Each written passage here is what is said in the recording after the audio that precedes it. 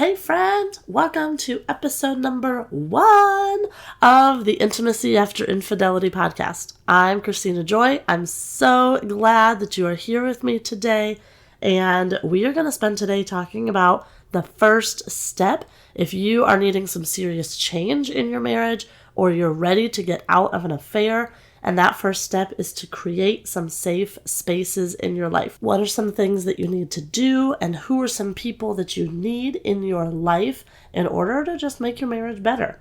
But first, will you do me a favor and head over to Apple Podcasts and leave a review for me?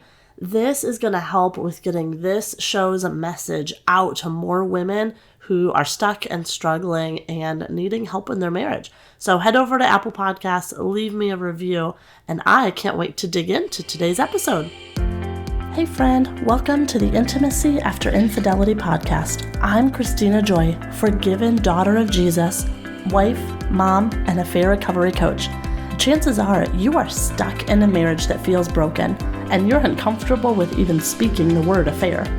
You want to avoid heartbreak and divorce, but lately marriage has felt filled with landmines. You're wishing there was a step-by-step manual for how to survive, how to heal emotionally, how to rebuild your life, and maybe even enjoy it. Well, my dear, you are in the right place. So if you're ready to move forward, clothed with strength and dignity, then find that safe space and pop in that earbud. Let's rebuild your life and marriage better than it's ever been. Okay, step number 1 in creating safe spaces in your life.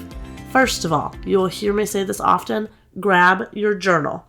You need, first of all, to have this safe space, first of all, with yourself and also with God. So you have a favorite journal and you have a favorite pen. What are you supposed to do now?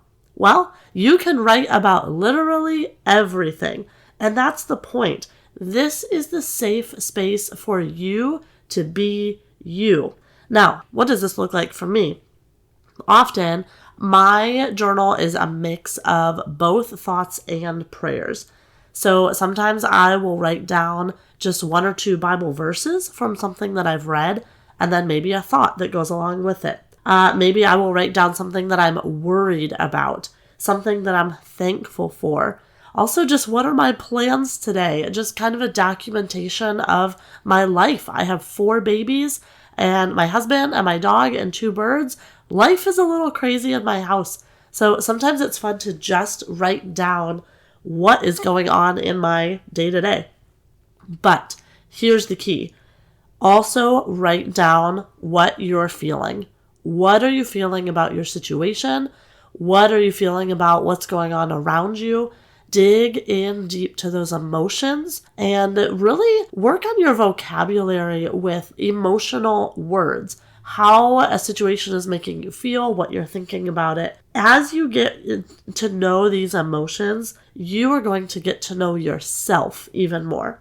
And that's the key here. To creating a safe space in your life, you have to get to know yourself. So spend time in prayer, spend time journaling, get that energy and those thoughts out of your body onto paper, and that will help you grow first. The second way to create a safe space in your life is to name one friend that you can text anything to at any time.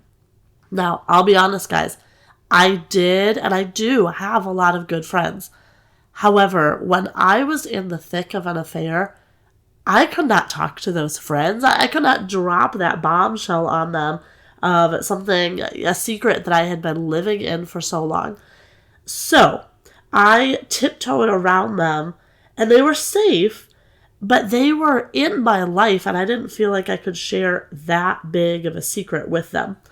So it actually took me hiring a business coach and then going on a retreat to Florida.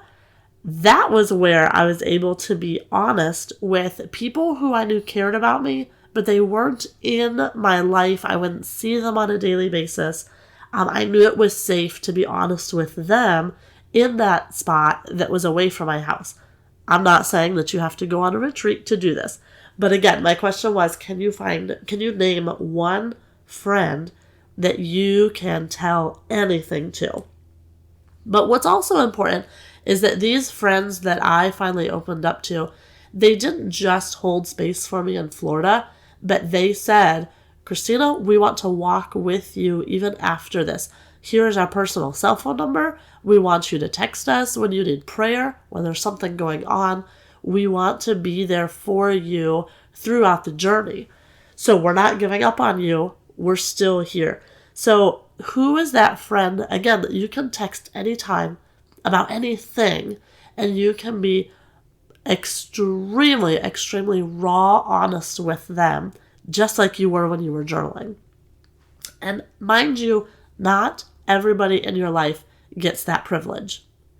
It is a privilege to have access to your heart and your emotions. Not everybody gets that. But you do need at least one person. All right, step number 3, how to create a safe space in your life. Begin to create safety in your own home. Believe it or not, you may feel physically safe. You have a security system, you lock all the doors, all the windows, your house is safe. But it takes being intentional to create an emotionally safe space. And how do you do this? Honestly, friend, it comes down to creating boundaries. Now, there might be boundaries between your husband and your kids with their tone of voice. Do not let people talk to you however they want. Now, they will talk, but you have a boundary where you don't accept that. And you let them know, this is my boundary. Please do not talk to me like that. So it could be the tone of voice, it could be language, certain words that they're using. It could be finances. You and your husband really do need to be on the same page with finances. But if you're not, and if that is causing conflict between you two, that needs to be talked about. There needs to be boundaries so that you feel safe, even in that way. It could be anything. It could be discipline with the kids. It could be how clean you keep the house. Whatever it is, create boundaries so that you feel safe, even in your own home, with your husband and with yourself.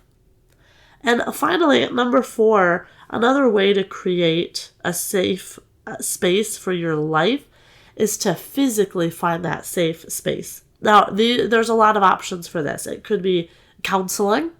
There was a season where I was going to counseling once a week. There are other seasons where I've gone to counseling once a month. So wherever you are in your journey, something like counseling or therapy or coaching, but you're talking with someone else who is helping you through your journey. Another physical safe space could be like your church. Do you have an encouraging, positive, uplifting, motivating, truth-speaking church body where you have people that are in similar life stages as you know, if they're married, if they have kids, whatever, but also a church that speaks truth and preaches the gospel. That is what you need right now, is the truth. Another physical safe space that I love is the gym. I love to get out to the gym, exercise, move my body, sweat a little bit or a lot depending on what I'm doing today. And that physical movement is also going to help your mind, your emotions, all of the stuff that you're starting to work through. So that's another physical place that you can go. And pro mom hack for you, if you have children and you're worried about babysitting, find your nearest YMCA. They have childcare for 2 hours. It is a glorious thing to be able to drop the kids off, have some silence for yourself, be able to go exercise, and then be able to pick the kids up, and everyone feels a little bit better. So find a physical safe space, but the key here is to discover what brings you joy.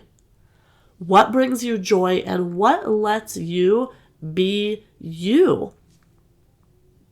That's the idea of a safe space, is that you can be yourself.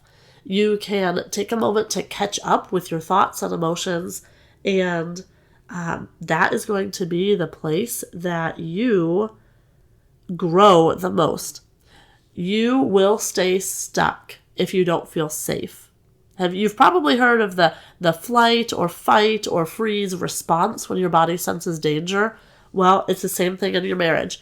If you feel threatened, if you feel stuck, you probably do not feel safe in a certain area. So slow down and identify what that is and how you can create a safe space.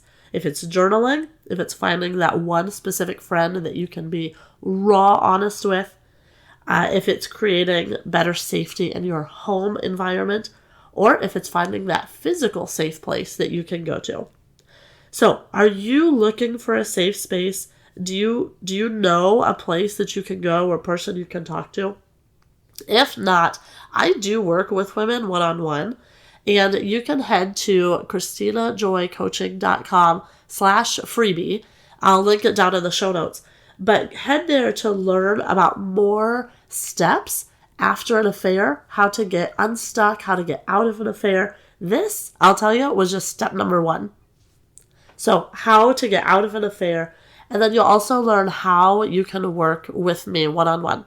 I would love to just chat with you and hear your story, hear what God's doing in your life, and there's a way to contact me there as well. So head over to KristinaJoyCoaching.com/freebie, and I would love to hear from you. All right, see you next time. Thank you so much for hanging out here today. If you need to talk more about this topic, would you send me a message on Instagram at KristinaJoyCoaching? Or if you want to know the first steps out of an affair, as well as what to do before agreeing to divorce, I'd love for you to grab my free training at KristinaJoyCoaching.com. But if this encouraged your heart, please take a minute and leave me a review on Apple Podcasts and share it with a friend so I can continue getting this show out to more women who need it. As always, be clothed with strength and dignity and laugh without fear of the future.